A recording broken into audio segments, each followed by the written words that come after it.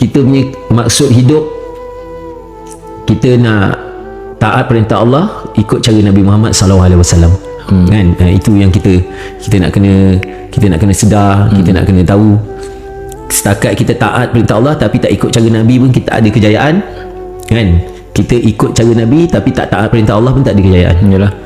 So kita nak kena taat perintah Allah, ikut cara Nabi Muhammad SAW, baru ada kejayaan dunia dengan akhirat. So insyaAllah bang, saya cakap ni sebenarnya bila kita cakap ni tabligh ni bang, satu benda lah. Tabligh ni bila kita pergi keluar, bila kita pergi buat gas, pergi kita ketuk pintu rumah orang, kita nak sampaikan dakwah tu, sebenarnya bukan untuk orang tu bang, untuk kita kan, sebenarnya untuk kita.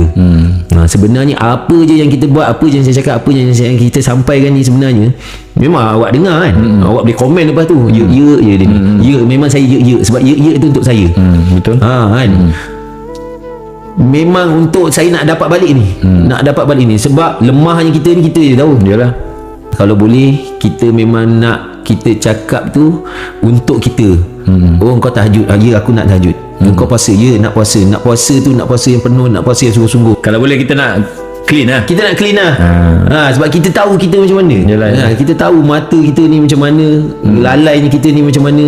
So kita nak jadi sebaik-baik orang untuk diri kita, kan? Dan lepas tu untuk orang-orang yang ada sekeliling kita, keluarga kita kan.